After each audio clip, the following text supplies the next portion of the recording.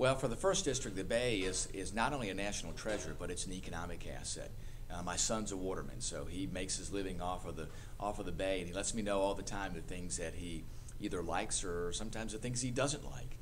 We have an obligation to make sure that we continue to work on cleaning up the Bay. We have a ways to go now. We've made some progress, but there's still things that need to be done to limit nutrients going in the Bay, to make sure that localities are doing the things in conjunction with state and federal governments to make sure that we minimize what comes off the land, that non-point source pollution.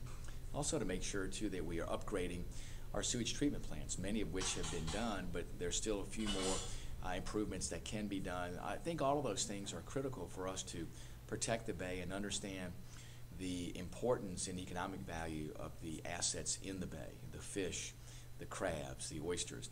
You know, Virginia is now the #1 producer of aquaculture oysters and aquaculture clams.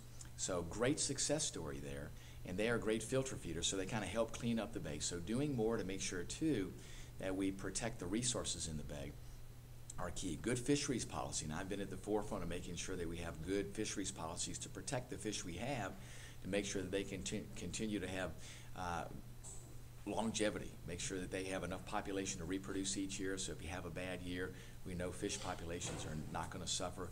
The same thing with crab and oyster populations. Those things are absolutely critical.